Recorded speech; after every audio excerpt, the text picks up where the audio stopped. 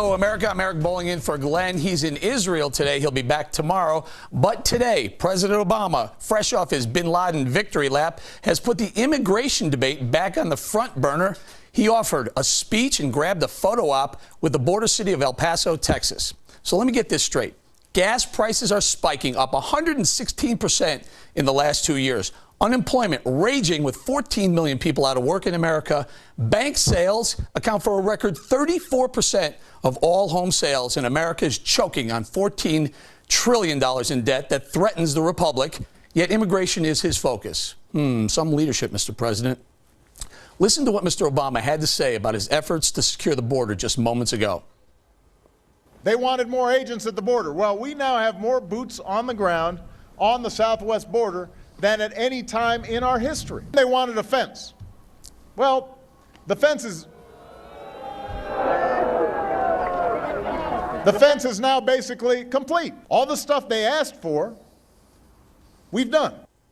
Sure sounds like a campaign stop, doesn't it? We thought so. So we asked the man who's on the front line of the war on illegal immigration. Paul Babu is the sheriff of Pinal County and co-chair of BorderSheriffs.com. Sir, thank you for joining us. So you listened to it. Absolutely.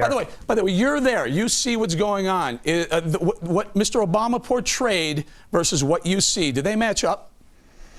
Absolutely not. He's been listening too much to Janet Napolitano, who's been saying the border's more secure than ever before, and they're divorced from reality. The president should have come to my county, the #1 pass-through county in America for drug and human smuggling, and we had 219,000 illegals last year alone that were apprehended. The Border Patrol says almost double that number got away.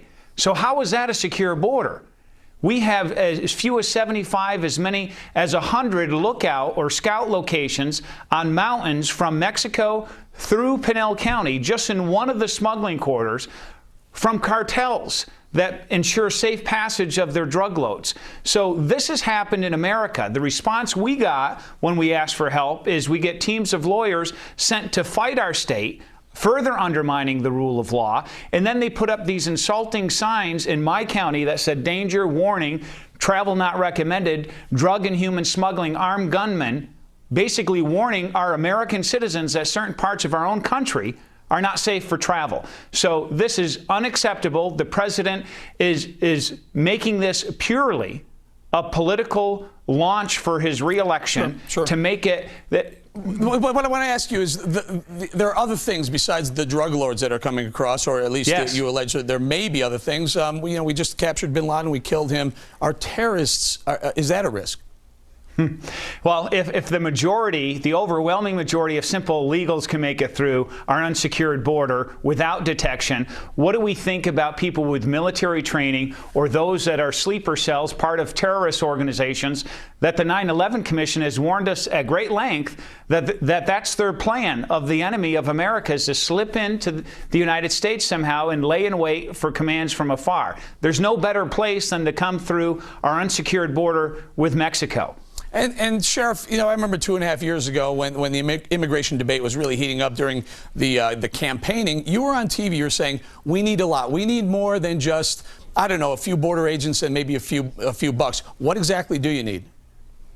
What we need is 6,000 armed soldiers to be deployed to the border for 2 years to immediately stop the flow of not just illegal immigration, but the drug smuggling, the cartels that have resulted in 35,000 people killed, with the government of Mexico fighting the cartels that has nearly toppled their government, and to stop them from coming across.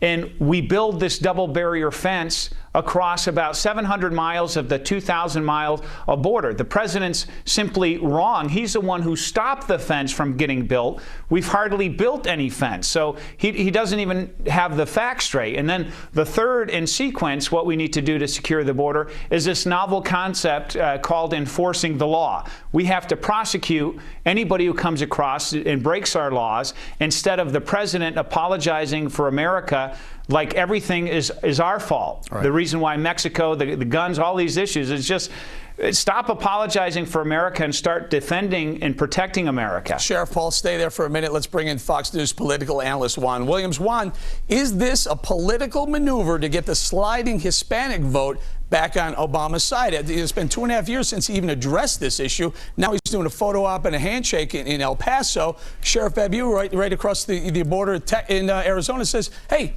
where have you been? Well, he's been, look, the fact is that this is politics, and it's big-time politics way beyond Arizona's border. I mean, this is politics about 2012. President Obama and his team have been in meetings since February, Eric, dealing with the immigration issue and trying to reassure Hispanic leaders in Washington that they are committed to trying to get some immigration reform through the Congress before the 2012 election. All right, Juan, fine. However, here we are. Like I said, 14 million people out of work. Gasoline prices raging, almost $4 a gallon. $4 a gallon in 14 states in the country. Home sales. 1/3 of all homes sold in America are foreclosed home sales by the banks. Yet this is the issue that Mr. Obama thinks is front and center right now. Oh, it's a big issue, Eric. I think you're wrong. I think, look, I mean, we got a lot of issues in the country, but I would say immigration might be 1 or 2 or 3, so it's up there. I mean, clearly, you've got 12 million illegal immigrants in the country right now. And you've got issues in terms of big business saying, we can't get the kind of people we want into the country because of immigration laws. And at the same time, you've got people who are involved in so many of the factories, immigration, people who help with farm labor, factories, saying we need those people to come in and do work. Okay, and the question is, should you penalize those people, or should you just penalize the immigrants? That's a big issue. Or, Sheriff, there are 11 million. Juan points out, I think Mr. Obama said 11 million was his number today. 11 million illegals in the country with 14 million people out of work. Wouldn't it be better to close the border off and maybe get some of the illegals that are here now, get them back over on the other side of the fence? Well, we cannot be in the business of rewarding people who have broken our laws and reward them with a path to citizenship or citizenship. There's been millions and millions of people who are awaiting their turn for visas and work or student visas or citizenship. We don't defy the rule of law by placing these people who have broken our laws in the front of the line. We have to maybe absolutely fix our immigration process, but we got to secure the border and stop this from happening, because we're going to repeat this cycle time and again. Hey, Juan, and one last thing for us. Sheriff, I have to get to Juan before we lose the satellites. Hey, Juan, we're broke. America's broke. We have $14 trillion in the hole. We're trying to figure out what's going on with health care. If we had 11 million or whatever number that he's proposing, if we had 11, 10, 5 million more onto the health care rolls, onto, it's taking the jobs from people who need jobs, this can't be good for the economy any way you slice it. Eric, come on. You know that he's not adding those people to the cost of health care in this country. And that's the thing that, remember, the congressman yelled out, you lie, and he was proven wrong. None of that, health care coverage does not extend to illegal immigrants. Well, no, but if there's amnesty, it would, Juan. No, it would not, Eric. And in fact, you know what? I mean, the reality is, and this is something I think there's education that was being floated. I think healthcare is being floated. Hey, there are Eric, a number of things that were being floated. Eric, this guy could be your neighbor. Some of the presidential candidates, they've already discovered they're the people fixing the law, and they're the people who are educating their children, caring for their ailing parents. That you aren't going to throw 11 or 12 million people, I remember, out of the country. You got that many buses, you got that many handcuffs. It's just not practical, Eric. All right, Sheriff Abbey, real quickly, last word, sir. Well, how about this? The fact that just this month we had a shootout, 15 smugglers versus bandits. One guy's dead. We can prove the guy was in a shooting. Another guy shot in the gut. We arrested 6 smugglers. This is 70, 80 miles north of the border. This is going on quite often out here. We had 370 pursuits last year. Sheriff, isn't that, Sheriff, you're confusing issues. That's a drug war, and as you said, it's almost destroyed the Mexican government, and it sometimes comes over our border. But that's not an immigration That's why we got to issue. secure the border. All right, Sheriff, all of this is connected. We're on board we should with look you, Sheriff. south. Sheriff, we got to leave it there. Right I'm on. sorry Thank to cut you. you on. We Thanks have to so leave much. it right there. Thank you both to Juan Williams and Sheriff Take Paul care, Eric. Abu in Arizona. Thanks, Juan. All right, now it's time to get serious about securing our country's border. That's the advice from my next guest, 2012 GOP presidential hopeful, Mr. Herman Cain of Georgia. Mr. Kaine, thank you for joining us. You've had some great ideas. You've mentioned some great ideas, sometimes even jesting, joking about them. But let's hear your ideas about securing the border. First of all, Eric, we need to work on the right problems. This whole immigration issue is not one problem, it's 4 problems. Secure the border. And the way I would secure the border is like the sheriff mentioned. We need to secure the border with technology and guns. If that takes 6,000 armed agents on the border, we ought to do that. Number 2, enforce the laws that are already on the books. We cannot ignore what the definition of legal is. If we do, we're going to become a lawless society, just the way Mexico is becoming. And as the sheriff pointed out, this isn't just happening south of the border. They are so brazen that they are doing this north of the border in the United States of America. Number 3, let's make it easier for business to hire people that we know are here legally. Promote the path to citizenship that's already here. We cannot continue to turn a blind eye on this issue. We've got 4 issues. And the fourth component of my whole approach, empower the states to do what the federal government is not doing and what the federal government will not do. President Obama's remarks that you had at the top of this show is an illustration that he is not only out of touch with what's really going on, but that he has absolutely no intentions of getting serious about making it a priority, empower the states, like Arizona is trying to do to protect themselves. Well, I'm glad you brought that up because number 2, you said enforce the law. And then number 4, you said empower the states to do what the federal government isn't doing. And then you have Governor Brewer last night mentioning she's going to have to take this case to the Supreme Court, the case that the White House is suing Arizona over SB 1070. Weigh in on that, will you? Yes. First of all, it is ridiculous that the federal government sued Arizona to begin with. And secondly, now that Arizona has to use the time and the resources to defend themselves and to prove that they are doing what they have a right to do to protect themselves, this is just creating another distraction, which this administration is really good at. You know, like you said earlier, the only reason that the president is trying to make immigration an issue right now, it is to distract from failed economic policies, distract from the recent news that the unemployment rate had gone back up to 9%, distract from the fact that there are things that he could do about helping to stabilize gasoline prices if he were to announce an aggressive drill here, drill now plan. This is just another diversionary tactic to get most of the people focused on things away from his lack of solid common sense solutions for all of these other issues that we face. All right, let's talk about a couple of the other issues. You know, you've had some stellar approval ratings jump since the South Carolina debates last week.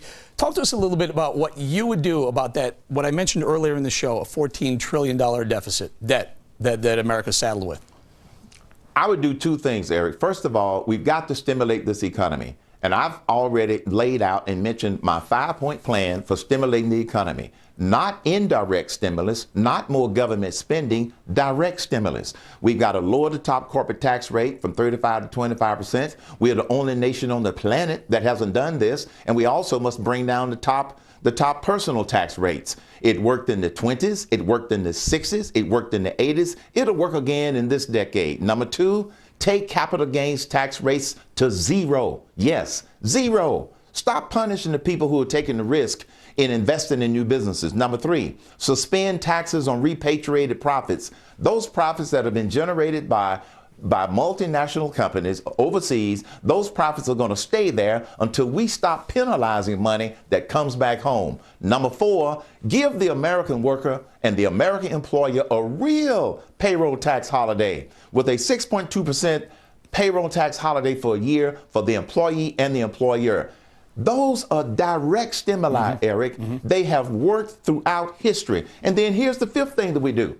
Once we put all of these in place, make the tax rates permanent. We've got to remove this veil of uncertainty off of this economy if we're going to get it going. I like the last one. Look what's happened since President Obama went ahead and signed Bush tax cuts 2 years into the future.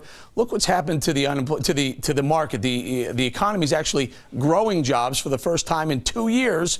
And that only happened. It lines directly up with, perfectly up with the signing of that bill, extending the Bush tax cuts.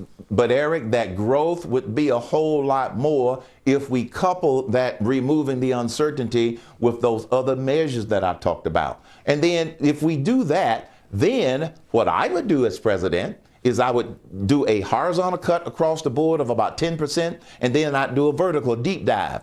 This is what CEOs do. This is what leaders do. And you go into each agency and identify programs that are outdated, programs that are not working, or programs that have overlapping with other things. Figure out what we can afford, and I believe that we could put a big dent in helping to bring down this national debt. All right, Mr. King, we only have about 30 seconds or so. Would you allow the debt ceiling to be exceeded in America? Would you vote against raising the debt ceiling? I would vote against raising the debt ceiling, and here's what I would do instead. Identify those critical things that we need to make sure we pay, and then we cut wherever we have to cut in order to not to raise the debt ceiling. Let's make sure that we pay the interest on the debt that we owe, make sure that we take care and pay our military and their families. Thirdly, let's take care of people who are living off of Social Security. And if we do those three critical things, then we can take a look at everything else in terms of where we need to cut. Well, it might mean a furlough of federal workers, which is not a bad idea. Very quickly, Mr. Boehner last night mentioned that he would be interested, he would be allow a debt ceiling raise if there were equal cuts in spending. Is that fair? It's fair, but it is another stall tactic. Quite frankly, I'm disappointed with Representative Boehner for putting that on the table. This Congress has shown that it does not have the ability to stop spending. I think that they are just avoiding the tough choice. Don't raise the debt ceiling, pay for the stuff that's critical, and then the other things are going to have to be forced mandatory cuts. There it is, a few minutes of common sense with Mr. Herman Cain. Thank you very much, sir. Up next, the Democratic solution to soaring gas prices: repeal oil and gas subsidies. Really? We'll talk about real solutions on how to ease the pain at the pump with a former oil company executive. That's next.